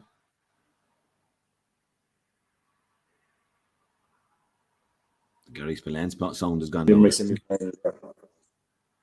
that again. You expect the Rebels? Someone was ringing me there. I think the Rebels will be playing Limerick in one semi-final, and I'm going to tip your boys, Dalo, Clare, to come through the other side. I was fierce impressed with what they threw at Limerick yesterday. I think they'll come through, and I'm going to go for Cork, Limerick in one semi-final, and Clare, Kilkenny in the other semi-final. Mouth-watering. Hoagie, you'd be flying the Leinster flag there. Will you be able to hold on to it? Well, I will agree with TJ. I think they'll be the semi-final appearance. And we'll talk about anything after that in a couple of weeks' time. Repeat of 73. I'm feeling here my water. And they want to get you for 19 as well, Hoagie. Don't worry about that. Oh, I know doubt. Let's not put that cart before the horse now. There's a lot of water. We'll sit back with Limerick and wait and see who comes out through it. There's a lot of water. Hoagie, massively entertaining Joe McDonagh final. It's great structure we have. I mean, football now is trying to promote the Tailgate Cup, they call it, the Telton Cup, sorry. I'm on a page there with Desi Dolan and Shane Lowry and a couple of them. They're raving about Westmeath and Offaly and all that. What's this in, lads? Clare are in the draw this morning meeting Roscommon, like in the All-Ireland Football Championship. Like, what are you talking about? Just Penny Murphy Cup or something. Anyways, we're lucky. It looked like Antrim playing champagne stuff, Hoagie, and look, cruising 2-11, 5 points at one stage, and like Kerry, fairness to Malunphy, is Kerry fitter. You're on about, Mark was on about Antrim being fitter than a couple of years ago, but I tell you, Kerry are fitter than a couple of years ago. Anyway, that's for sure. There wasn't an arse on site, and there had been in Joe McDonagh final, the Christmas one, there was 4 or 5 arses on site in Kerry, anyway. But there was in Malunphy was a fit man himself, army man. But some come back, like one of them almost got there. One more play, and we might have been going to extra time in that one. And great entertainment. You have to feel for Padraig Boyle. I think 2-11 inside in a Christie Ring final. Jordan Conway comes off the bench and gets 2-2 from play. But Antrim probably had the slicker forwards. Hoagie Cunning man of the match with 112. He scored 112, like 9 free, so that'd be 1-3 from play. And Kieran Clark 2-2, and they're back up probably where they deserve to be, Brian. I'd imagine they were a bit unlucky to go down last year, and some of their league performances in Corrigan Park as well have been standout, and only Westmeath have sort of the weaker counties perceived have matched that, and they did that this year. But Antrim have been doing that for 2-3 years now, and credit to Darren Gleeson for that. Yeah, we're talking about the development of hurling in the so-called weaker counties, or getting counties back up to the top tier, and I think Antrim are an important, along with Westmeath, have made great strides in the last couple of years. I think having played in Division 1, against the top tier teams has helped, help them develop. They played obviously at a higher standard, a higher pace against a higher quality of players. So I think that made a difference. They came out of the traps early on, put a big lead in place against Kerry, and probably froze a little bit. And when the momentum shifted and Kerry panic a bit. They did, yeah, and that's would be obviously a little bit of a worry for Gleeson. But when all things were told, their hurling was slicker. When they had their game plan in place in the first half, they looked very composed, used the ball really well, and opened up Kerry, and I suppose developed that big lead. They panicked a bit then for different reasons, and the old failings kind of reversed back to their old failings, lumping the ball along and allow Kerry back into it. And full credit to Kerry, they took advantage of it. But you would have expected, I suppose, Antrim, having been exposed to a higher standard of hurling, that they should have been able to, I suppose, play the game at a higher pace, and that's what they did do in the first half. But as you said, in the second half, and they panicked a bit and they started reverting back to some of the old habits, they allowed Kerry back into it, and Kerry almost pipped them at the end. I mean, it's fair scoring, 5-22 to 4-24. It's fair scoring in 70 minutes of hurling. You had questioned, obviously, as a back, you had questioned some of the scores, but saying that there was some serious skill on show as well, and you mentioned two of the lads, when you score 2-12 and come out, or 2-11 in the case of Pádraig Boyle, and come out the losing side, there's not much more you can do really. But for Antrim, I suppose, and I look at Hurling Kerry as well, 3 years in a row to lose to Joe McDonagh. It's small margins. It's what do they need to do to get over the line. But for Antrim, it's important that they won that. They stay competing at the top level and keep learning and keep developing. Like a Westmeath. You don't want to yo-yo up and down. And there's some great servants. Neil McManus there, still going strong. Still showing the way for them. Jesus, he's some man. But yeah, look, it's great. It's great for Antrim. As I mentioned, a reference earlier on, such a pity that, and there was a number of them around us that stuck around for the second match. But, I just think a missed opportunity. You've all the development squads there. They're all heading off and not getting to stay and watch the second match. And could they have done more? Could not saying from Antrim's perspective, could Croke Park have you're talking about the weaker counties, could they have done the same for Kerry? Could they brought maybe the development squads didn't see them there, bring them up, make a weekend of it, give them, I don't know. Could we even have played it at 3 and 5, Huggy? Yeah. And there's Dublin traffic, and Yeah, and it's a Saturday. They're young lads. Croke Park, give them some support, keep them up for the night, maybe do a training, do something else on the Sunday before they send them off back down on Sunday afternoon.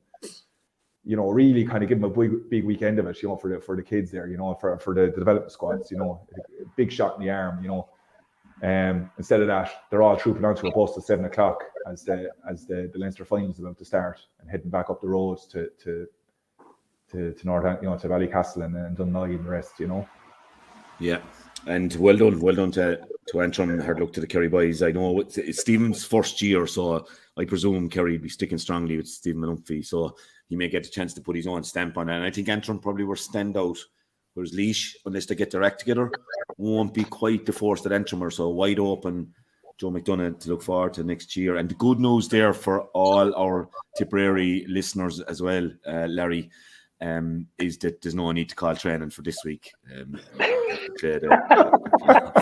Lander, stop laughing out in Spain now because you feel you're safe. I tell you now, there's a couple of them Tipperary fellas out our way. They've been given plenty guff for the last couple of years. I never see them so quiet, lad, for the last 2 weeks. The thought of Kerry beating them twice in the 1 year was starting to get to them. There'd have been some crack, wouldn't it? It would have been some crack. There would have been some crack, is right. I swear, it would have been a bit of crack, all right. But no, look, they'll bounce back. Larry, don't worry. Lads, great stuff. Fantasy, go on, put it up there, Jack. Oh, no. It's Hoagie, you never changed your team. Look at it, looks all over at the top, lads. 289 points again, the bouncers. He's gone away, like he's like Kieran Carey 96. He's just gone away, like 1,558 points. And Larry, of course, made astute changes in the window. 277.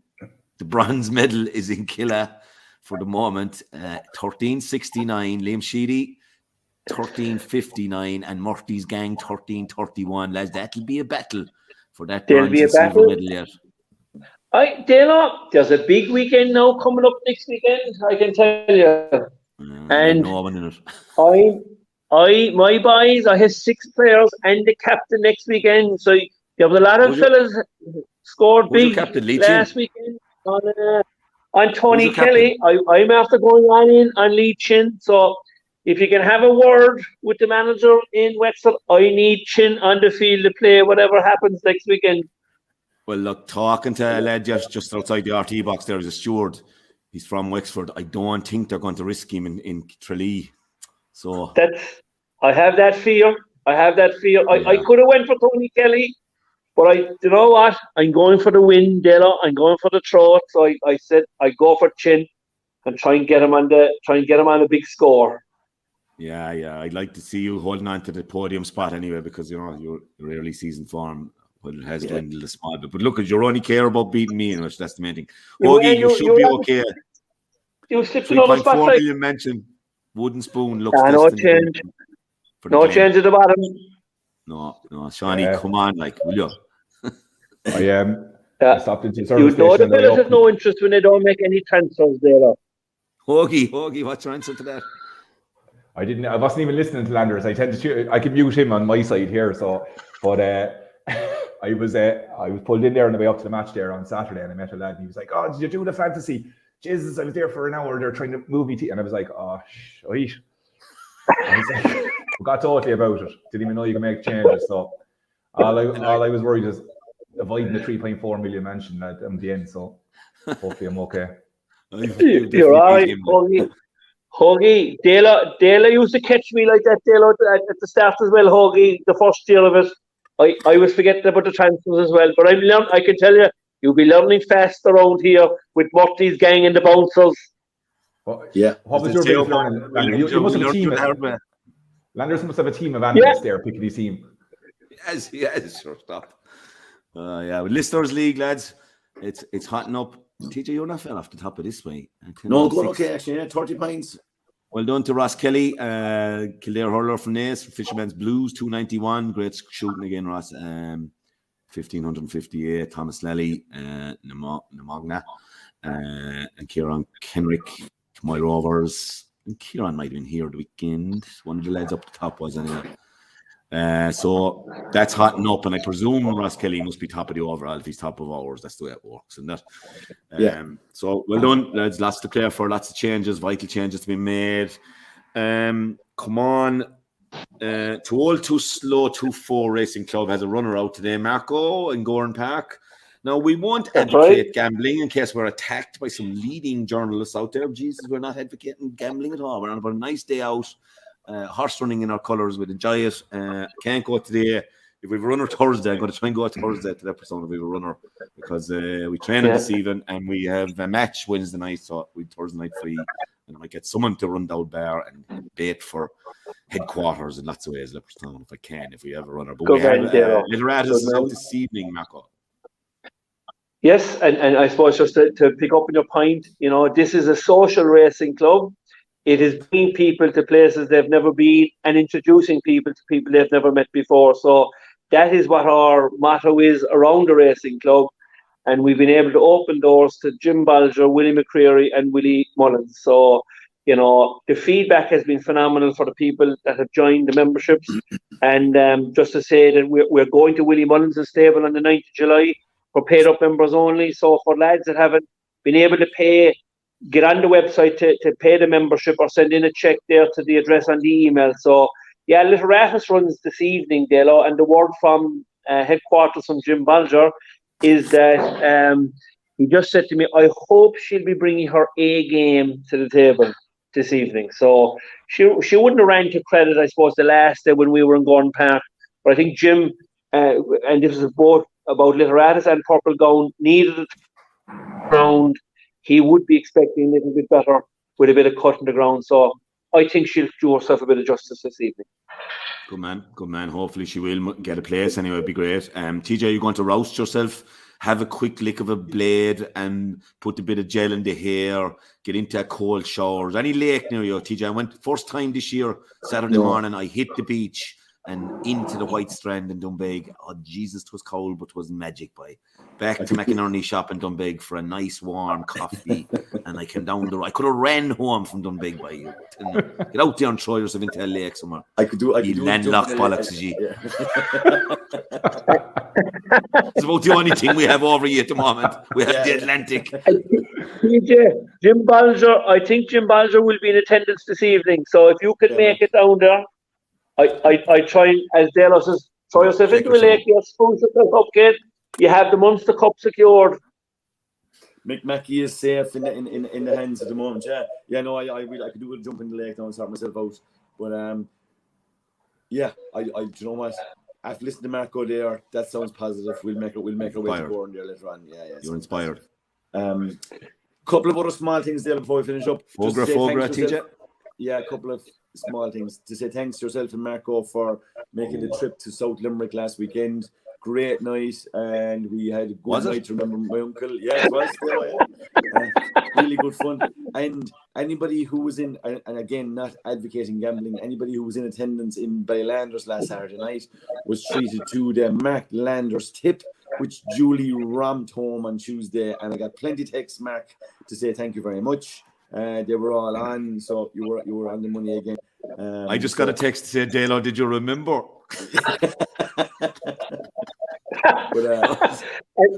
And just for people, I suppose, just for like this is just an amazing story. Like Lady Tilbury is the horse's name. I joined the Munster Racing Club with about 19 yearlings. It took me to Dubai in January. I didn't know. I knew one person started going out there, and I knew about 40 new people coming home.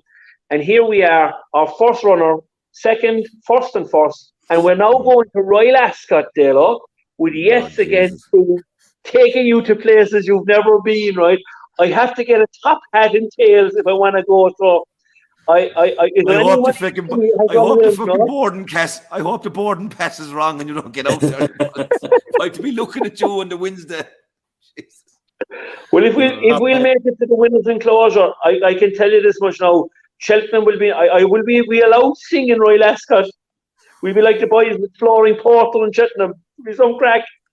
I think one of the rules in Ascot, Marco, is you have to wear socks, just in case you're going with the tight pants and the shoes. You have to wear socks in Ascot. Didn't Jackie Tyrrell you're dealing with here? Jesus, where would he be going with tight trousers? Very good. I have a couple of focus there myself, Dalo. Paddy McHugh there and Kate Duffy got married last Friday in Rome. He's a member of the Command Racing Club, and we want to wish him all the best after the wedding. And we're hoping that we'll get a few quid to pay for the wedding, but we certainly won't be able to afford the singer that he took out to the afters the following day. So fair play to him.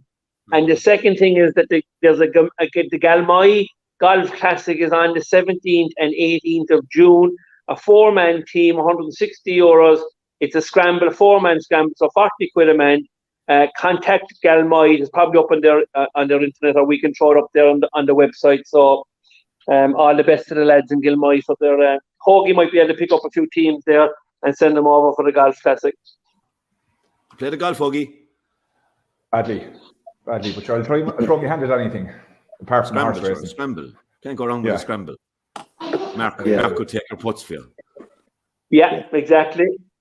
Yes. Come on, Hogie. You will part with €200. It'll be my ambition for the year to get 200 quid off of you now to join the Command Racing Club.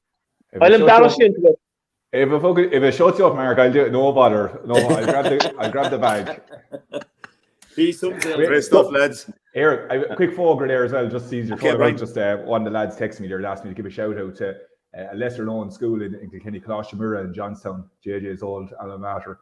They had a great year this year, winning the B and the Leinster B and the junior, second year, junior, senior, and the Camogie this year. So one of the teachers down there wanted me to give it a shout. He's a big fan of the show and wanted me to give a shout out to the lads down there. So just to get fair play for all the great work they're doing. Fair play. Well done to everyone in Coloshamura.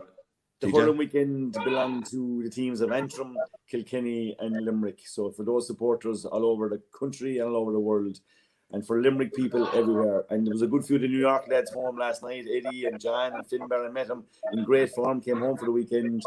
To Limerick people everywhere all over the world, enjoy these glory days. Okay, we're going to give you that wind up. Joe. He's definitely waking up there. Joe, Bob, and Mick have been presented. Liam has to be presented yet. Enjoy your bank holiday, folks. Thanks to our sponsors, Renault. The Renault Capture, the versatile, compact family SUV. You're still the one I run to, the one that I belong to. You're still the one I want for life.